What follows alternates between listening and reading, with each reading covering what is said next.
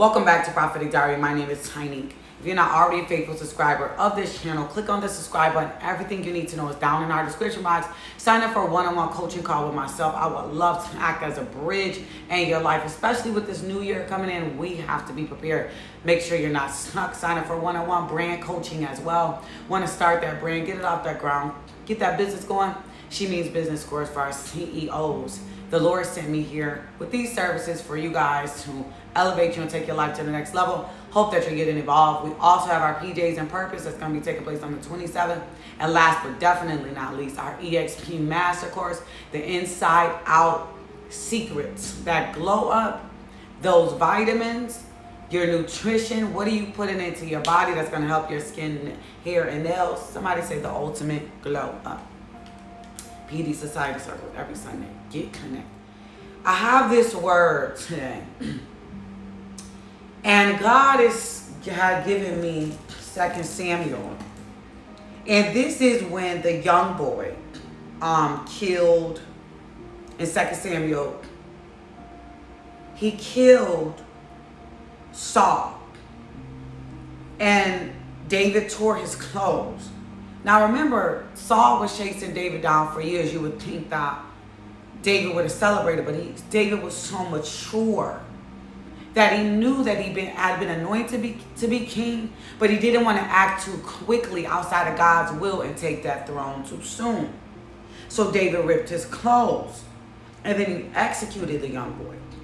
But the thing was, the young boy thought that he was doing David a favor.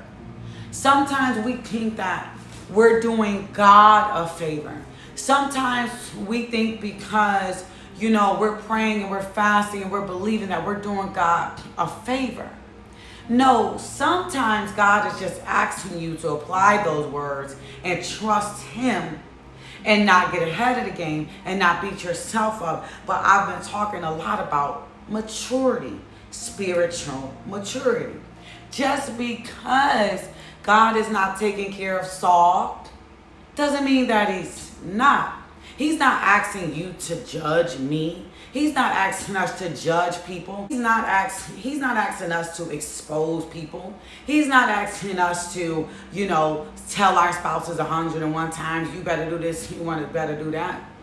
No, all God was doing was training David in the way that he should go. Walking with David, walking with your spouse, walking with you as well to bring this kingdom marriage to pass. So that's why David didn't rejoice. He mourned.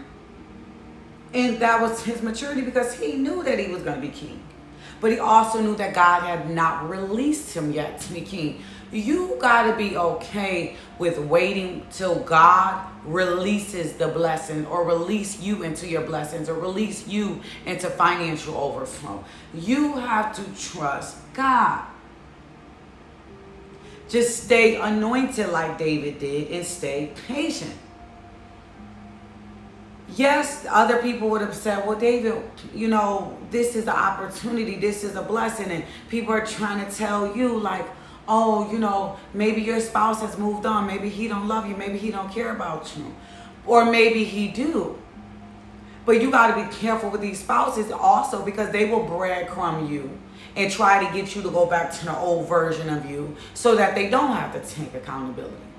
But these are all people's thoughts and people's opinions.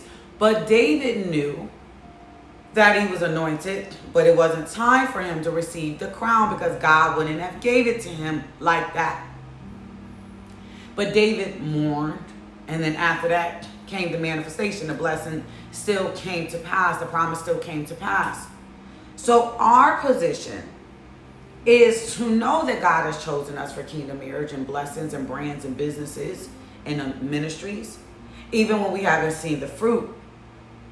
But like David, we still have to stay in integrity because it's not what happens when you get all of those things. It's who you are, who God is building you up to be, to see how you act once you do get these things. So David didn't want to walk into a kingdom marriage. He didn't want to walk into a job. He didn't want to walk into a position too quickly. Because if you are not fully processed, then you become arrogant and big-headed. Someone say, I'm going to let God do his thing. So you can't kill what God is still dealing with because of what other people are saying. You can't kill what God is still dealing with. You'll get in the way. Someone said he's working it out. That man, that marriage, the promise. You don't have to rush him. You don't need shortcuts.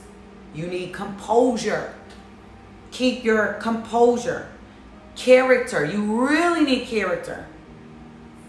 So that's when all these counterfeits are coming at you. What's going to run them off is your character. And then, because there has to be a covenant behind it. David didn't just want to be king. He didn't just want a kingdom marriage. He wanted the covenant, the promises of God, and everything God had for him to come as well. He wanted the composure. He wanted the character. So don't let the Amalekites, the young boys, talk to you. You stay positioned. David could have killed him on his own. He didn't need the young boy to do it. But God gave me this word today, and I'm just letting you know. I'm just letting you know. Don't get ahead of God. Don't let your spouse breadcrumb you. He needs to finish being processed. Don't settle. Don't let people talk you out of your blessing. Stay on the wall. I don't know who this word is for, but God is saying you should be okay while he's processing you and doing what he got to do. You're still crowned, but God is going to release you to that wedding ring, to that crown, to that ministry, to that business. And the sad thing is that young boy should have been afraid to kill Saul and anointed one, and he wasn't. These people are not afraid, and they will pull you out of God's will, thinking they're doing the right thing, thinking they're giving you good advice. And same thing with your spouse. You'll think you're doing the same thing by giving into his little YUD text message or giving into his breadcrumbs. No. No, no, no, no. If you feel led to sow into this work, hashtag composed. Composed. I love you guys. I'll see you on the live at 3 p.m. Eastern Standard Time.